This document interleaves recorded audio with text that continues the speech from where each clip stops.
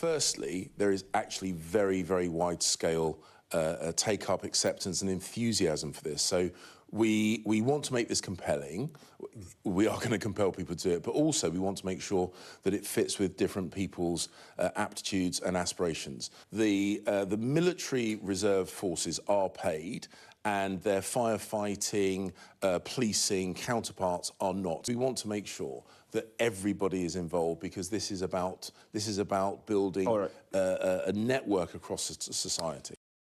So that's really interesting. We were hearing from James Cleverly there, the Home Secretary, speaking on Sky News earlier, saying that the military placements are paid, but the other placements, if you go to the fire service, which you can do, the police service and so on, that wouldn't be paid. Well, you're asking people to do maybe a weekend a month doing that. Anyway, let's get the views of you, but also my panel. Let me know your thoughts, 0344 499 1000. Want to get as many people on the air. Maybe you agree with this, maybe you think it's a great idea. Clara Muldoon, what do you think? I think it is a good idea, actually, because what we'll hear is that these kids who, there's the demographic of those that will be used and trialled for this, is that they've had lockdown, they've had, you know, no schooling, they've had whatever.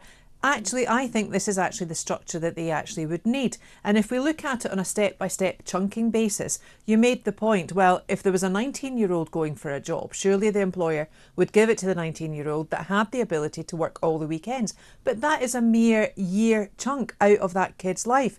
And I think in terms of discipline, I think we now know that universities are struggling financially, so I would cull all the ones that are doing underwater basket weaving as degrees, and the old polys that were made into phony Tonys. Are you saying that David Beckham studies doesn't have a role in our academic discourse? Do you know what, Peter? Nor does Taylor Swift. But let's not shake it all up. Haters gonna hate. What can I say? Exactly. What can I say? James, what do you make of this? I mean, I'm pro-recruitment for the military, I should say, and Tobias Ellwood clearly sees this scheme as the way to fix that. The problem is that's not what the Prime Minister said. The Prime Minister has sold it as a kind of as a way of kind of renewing our civic life, I think, and said that a fraction of the people who go through the scheme will actually go to the military. So it's not about fixing military recruitment, which is its own problem, and leaving aside questions about how you fund this. I really do wonder who this is actually aimed at. I mean, it doesn't feel like it's aimed at the 18-year-olds who are actually going to be doing it, because presumably telling them they're going to be doing compulsory national service is not a way of getting them to vote for the Conservatives. You know, when your crossover point to vote Tory is 70 anyway, maybe that's not the prime consideration. So I wonder whether this is more about bolstering a particular part of their demographic. And what is the part of the demographic you think this bolsters? Older people? My guess is this is a core vote strategy, bluntly. Okay. It's about reinforcing their existing voters and presumably pitching towards reform. Claire, quick point before the break. I think that's quite disingenuous, actually, to think that that is the way forward, or that's the way that they're thinking. I actually think, on paper, this is a really good thing. And I think a lot of kids out there are disenfranchised. They are quite lost in terms of what they can do.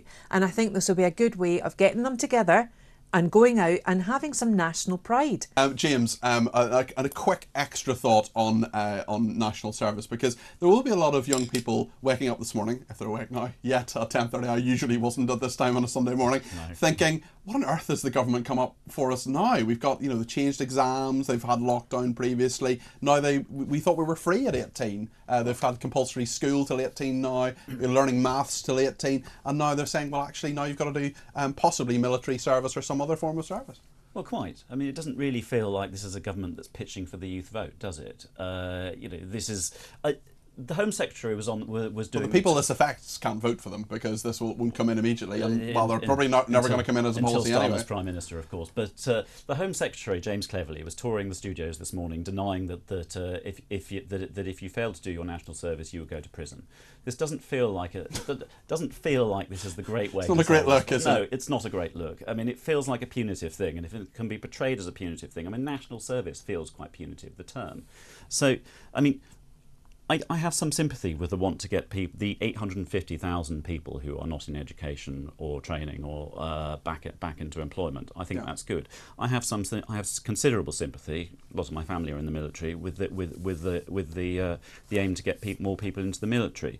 Is this the way to do it, and is this the way to sell it? No, I think It What feels do you desperate. think is the way then? How can they recruit more people? And I don't actually think fundamentally this is a backdoor entry to recruitment drive for the military. Well, I mean, the answer is pretty simple, and it's not easy, but you need to find more money.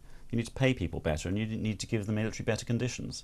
And I think this is a bit of a white elephant, particularly if you are selling it. And clearly in Tobias Ellwood's mind, it's all about military recruitment. But if you're selling something that significantly is not that, to fix that, then it's a bit of a diversion. I just want to ask you a separate but related question, James. I know you're a special advisor in government and you worked for David Gogg. Did you fight elections for the Conservatives? Did you were you ever involved in fighting an election? No. I wonder how, but I mean, you're a political obsessive like me. I wonder how you think it's gone for the Conservatives so far, because there have been a few, perhaps, missteps. The whole campaign so far. Yes. All what, 4 or 5 days of it? Yeah, I mean, it doesn't feel great, does it? I mean, kind of launched to the Tony Blair 1997 theme music in a downpour.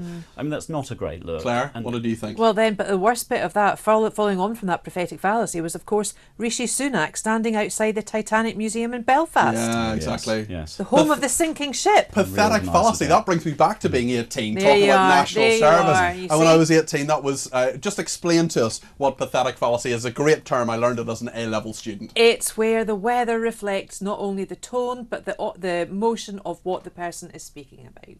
Yeah, that's what it is, definitely. Well, hopefully there'll be sunnier days ahead. We will see anyway.